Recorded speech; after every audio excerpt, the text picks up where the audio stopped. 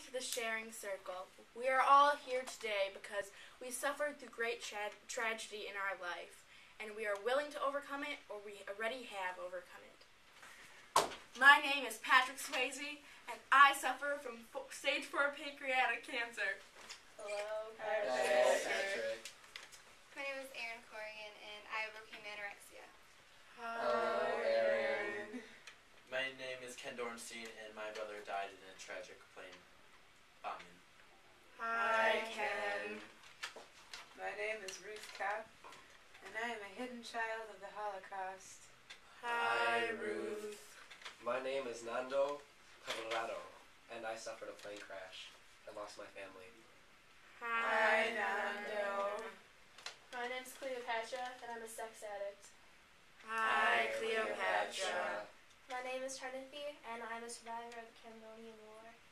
Hi, Trinity. Thank you for all being here today. Now, we would like to go around and share your story. My name is Patrick Swayze, and I grew up on a ranch with my mother and father. Both were really great. My mom was a dance teacher, and she pushed me to be the best I could be the whole time. And I grew up trying to dance. And I was a ballet dancer, and I was the best dancer. And then I played a football game, and my knee shattered. It was the heartbreak of my life because I knew I couldn't dance anymore after that. My dream was broken. Then, at my mother's dance studio, I met my wife, Lisa, Mimi. And I got married to her, and then we moved to Hollywood. At Hollywood, I decided I wanted to be in an audition. So I auditioned, and I got my first role. After that, I was becoming a big star, and I was going from audition to audition and getting the lead role. And then, all of a sudden, I started getting pains in my stomach. And I was just heartbroken because I knew something was wrong. I went to the doctor, and they told me that I had stage 4 pancreatic cancer. It was so depressing, and I just feel like I'm very blessed, though, to have my wife with me at all times. See, I overcame my struggle in life. I learned to live with my pain, and I learned to take for granted what I have. And let's go and start with Sharon. When I was 16, I became anorexic. It started out really gradually just because I was in a school play and there was a dress that was too snug. So I lost some weight and the lady took it in again and it became too snug, and it was a chase game. I followed that dress for so many months. I ended up losing over 40 pounds. From there it became an obsession. I began to work out and not eat constantly, and it got to the point where I would burn myself because I was so uncomfortable with my body.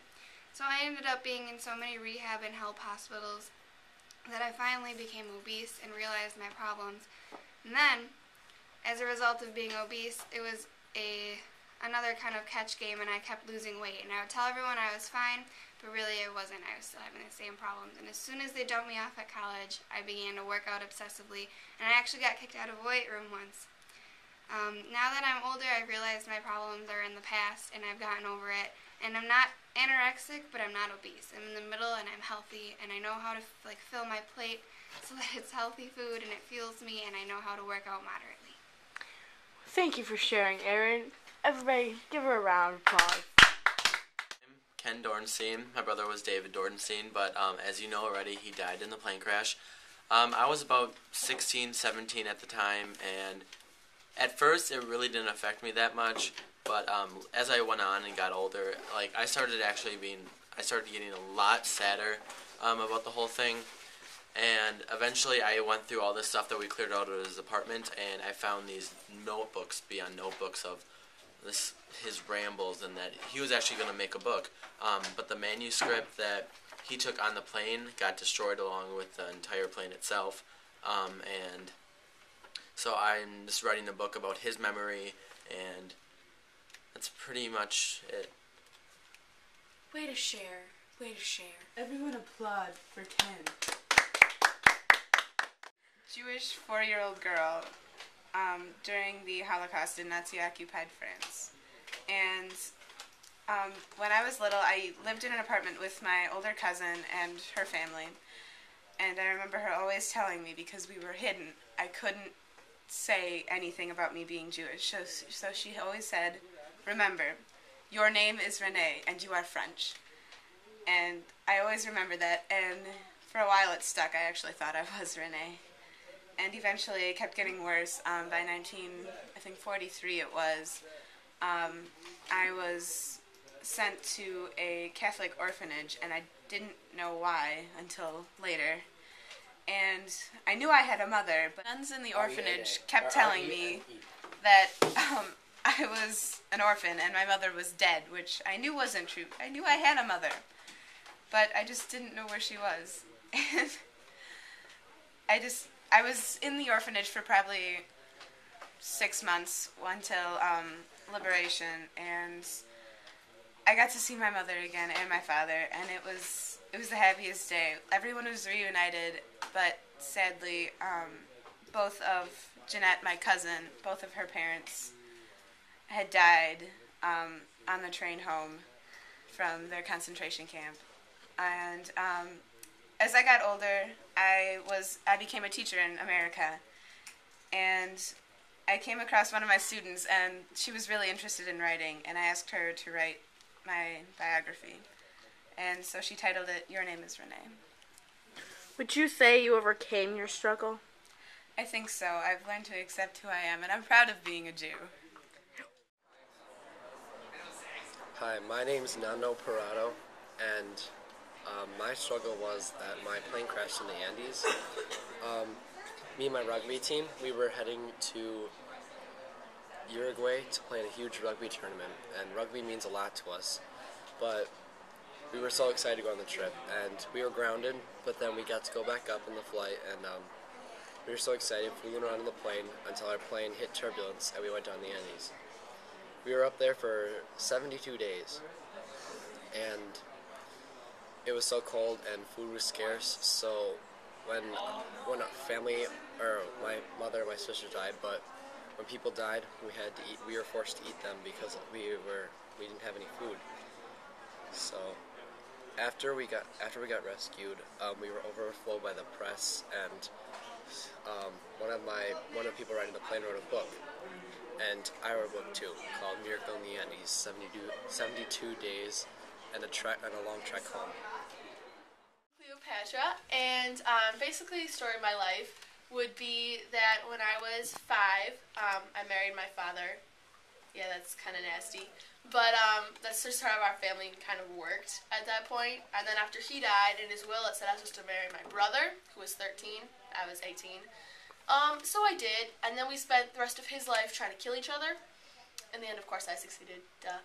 And what else? Would you say that your childhood had an impact on your adulthood? Yes, because the way my family taught, you were kind of supposed to use your body, I guess you could say, to get what you wanted. So, yeah, Julius Caesar, Mark Antony, pretty big people in my life. Got what I wanted a lot from them. I don't know. I guess by the end of my life, a lot of people said I have an issue with sex, obviously. And, I don't know, what else?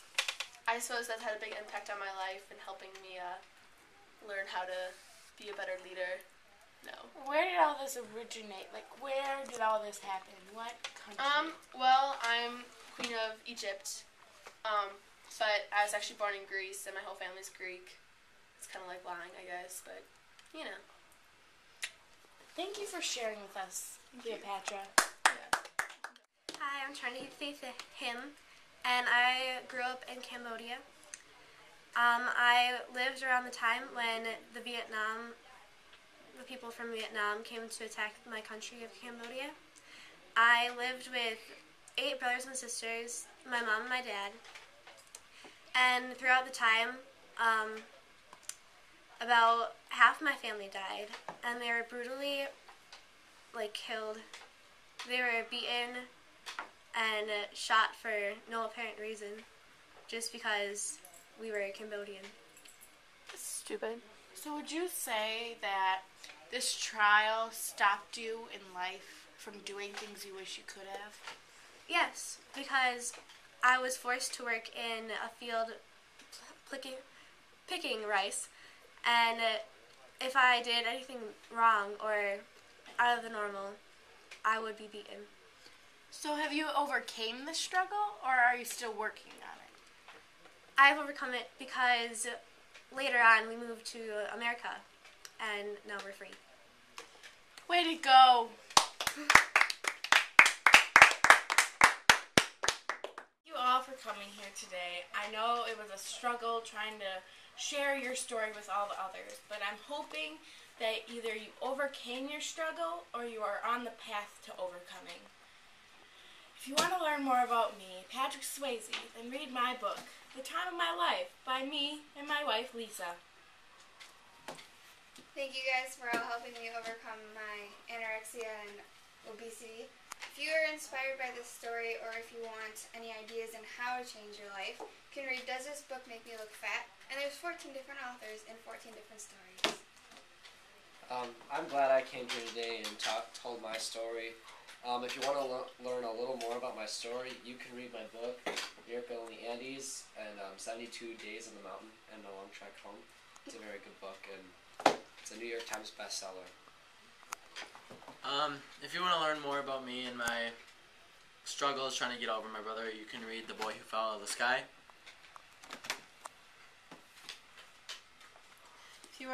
If you're interested in me and my story, read my book, Your Name is Renee, by Stacy Kretzmiller. Thank you guys for helping me cope through my hard times. If you want to learn more about my growing up in Cambodia, read When Broken Glass Floats by me, Trinity Him. Thanks guys for listening to my story. If you want to learn more about me, read Cleopatra, A Life by Stacy Schiff. Thank you all.